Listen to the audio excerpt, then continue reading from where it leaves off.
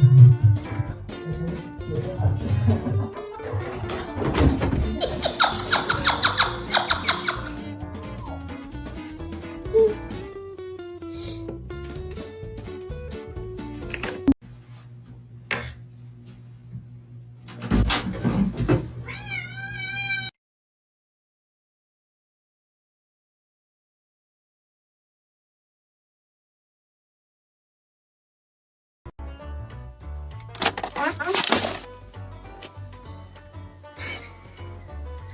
Hey, that's your mom. I know she looks a little weird right now.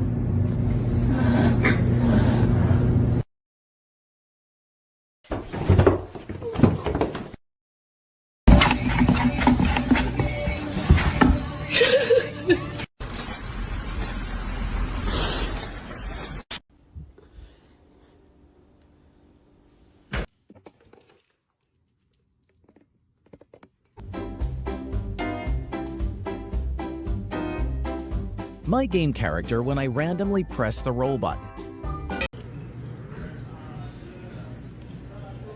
Cheeto. What is that?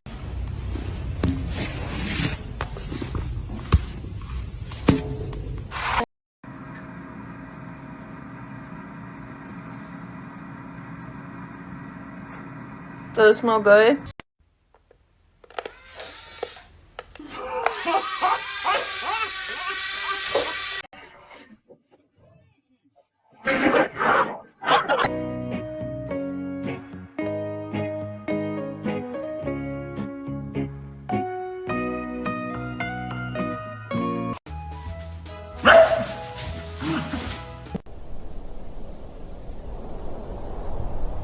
出来呀！快点，好宝，出来呀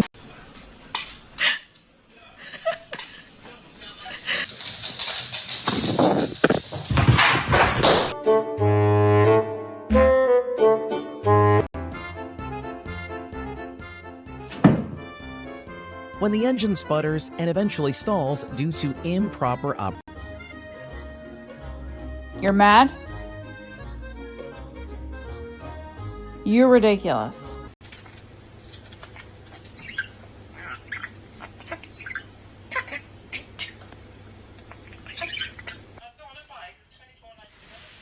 Oh, okay. Well, I don't think it's all.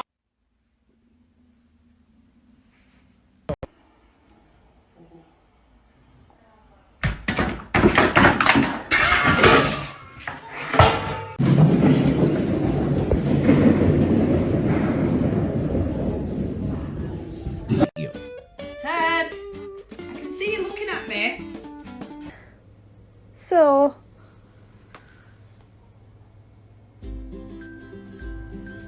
are you... The secret is giving your cat a snack and you may have a meal in peace.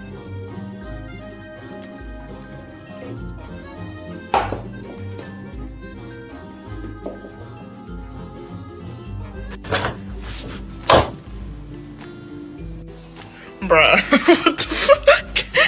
What the fuck? What are you doing?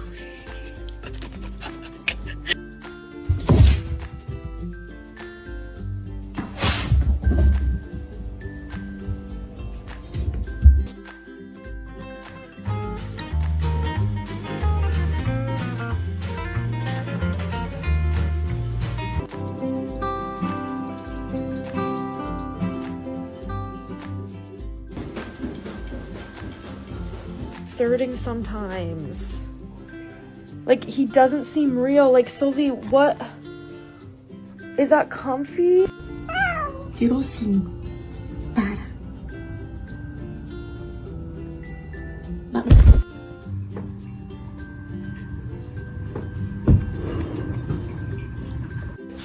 Look at me! What are you doing?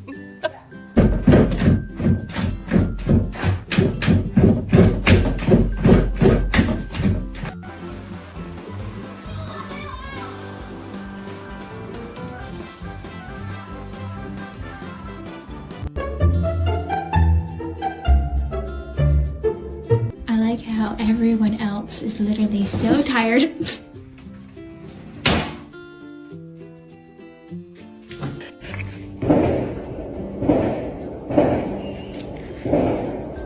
Сегодня будет все. Исполнение всех желаний, денежек побольше, спокойствия.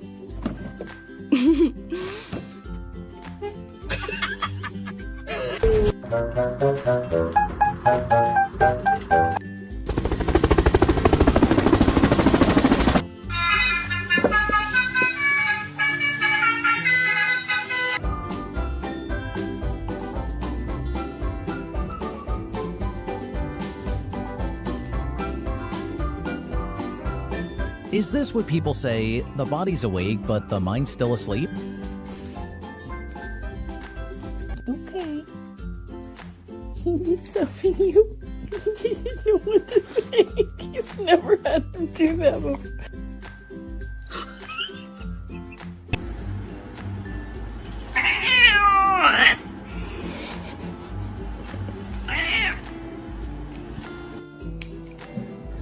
Meow, meow, meow, meow.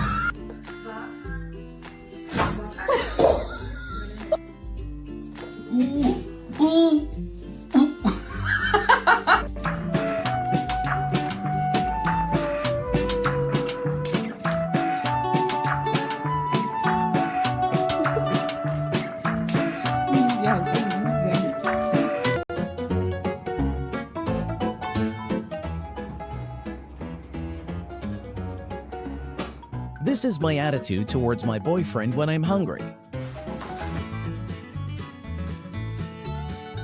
The face of a child who had to wake up early in the morning to go on a trip. Michael, back off! Back off! Restrain! Back off! Back off!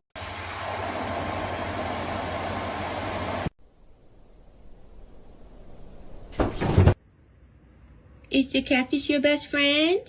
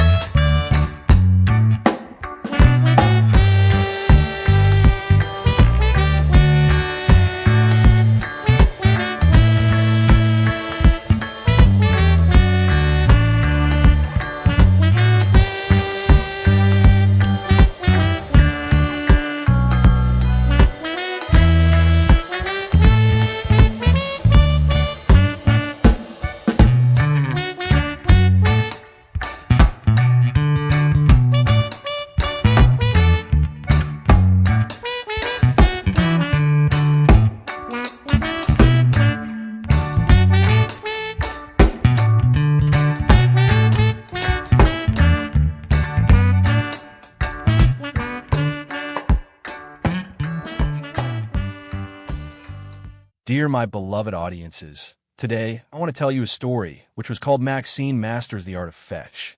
Maxine did not immediately understand fetch. She understood the ball. She understood running. She understood that humans sometimes threw things for reasons that were not strictly necessary. But the idea that an object could be thrown away and then retrieved, only to be thrown away again, felt inefficient. The first time her human, Oliver, tried to teach her fetch, Maxine watched the ball sail across the yard and land in the grass. She followed it with her eyes, ears lifting, body still. "Well," Oliver said. Maxine sat down. Oliver laughed. "Go get it." Maxine looked at him, then back at the ball. It was still there. Nothing bad had happened to it. She had seen where it landed. From her perspective, the situation was resolved. Oliver walked over, picked up the ball, and tossed it again. "Fetch." This time, Maxine jogged after it out of politeness. She sniffed it, nudged it with her nose, then laid down beside it. The grass was warm. The ball was boring now. Oliver sighed. "We'll work on it." Over the next few days, they practiced. Oliver's throws grew more enthusiastic. Maxine's responses grew more interpretive. Sometimes she ran halfway and stopped. Sometimes she picked up the ball and dropped it immediately. Once, she carried it proudly to the wrong person. But Maxine was learning, just not in the way Oliver expected. She began to notice patterns. Oliver's smile when she moved. His laugh when she got close. The way his shoulders relaxed when she brought the ball near. Fetch, she realized, was not about the ball. It was about exchange. One afternoon, something clicked. Oliver threw the ball farther than usual. It bounced once, then rolled toward the fence. Maxine ran without thinking. Her legs stretched, her ears flattened, and the world narrowed to motion and air. She reached the ball, grabbed it, and turned. Oliver was waiting. She ran back, heart thudding, ball secure between her teeth. When she reached him, she stopped, not too close, not too far, and dropped the ball at his feet. Oliver froze. Then he grinned. "Yes, good girl." Maxine felt something warm bloom in her chest. Not pride exactly. Recognition. From that day on, fetch became a shared language. Maxine learned to adjust her speed to Oliver's throw. She learned when to wait and when to sprint. She learned that bringing the ball back was an invitation, not a demand. Oliver learned too. He learned that Maxine liked variation, different throws, different directions. He learned to pause between rounds, to let her rest and think. Fetch became a conversation rather than a command. Sometimes Maxine teased him. She would retrieve the ball, run halfway back, then drop it and look at Oliver expectantly. Oliver would sigh dramatically and walk toward it. At the last second, Maxine would snatch it up and dash past him, tail high. "Hey!" Oliver protested. Maxine considered this excellent humor. Other times, she would place the ball gently into his hand instead of dropping it. Eyes focused, waiting. Oliver began to throw it more carefully then, aware of the trust in that moment. On quiet evenings, they played until the lights softened and the air cooled. Maxine's movement slowed, but her focus remained.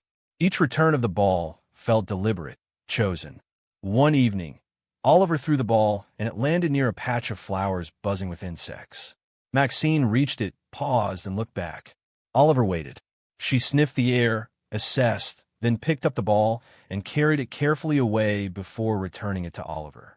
Fetch did not require recklessness. It required judgment. When Maxine finally lay down, panting lightly, Oliver sat beside her and rubbed her ears. "You've got it now," he said. Maxine rested her head on her paws, ball nearby. She knew he was right, but not for the reason he thought. She hadn't mastered fetch. She had mastered the space between throw and return, the understanding that play was a relationship built on attention, choice, and joy. The ball was just the excuse. Maxine masters the art of fetch, reframes a familiar dog game as a lesson in communication rather than obedience. At first, Maxine's reluctance highlights a thoughtful resistance to meaningless repetition. Her confusion is not a lack of intelligence, but a refusal to engage without understanding purpose. This challenges the assumption that learning must be immediate or mechanical. As the story unfolds, fetch becomes an exchange built on awareness. Maxine realizes that the game is not about retrieving an object, but about responding to Oliver's attention and emotion. Likewise, Oliver learns to read Maxine's preferences, adjusting his behavior to meet her halfway. Their progress depends on mutual adaptation, not dominance. The moments of teasing and gentle trust reveal play as a space where agency matters. Maxine chooses when and how to return the ball, turning fetch into a conversation. Her careful response near the flowers reinforces that learning includes judgment and restraint, not just enthusiasm. Ultimately, the reflection suggests that mastery lies in relationship. Maxine does not simply learn a trick. She understands connection. Fetch becomes a metaphor for cooperation, showing that meaningful interaction arises when both participants listen, respond, and enjoy the rhythm between action and return. If you like this video, please leave a like and subscribe. It and oppos. LL really help our channel grow, but if you don and oppos, T like it then skip it and don and oppos. T forget to check out our other videos. We love you and goodbye.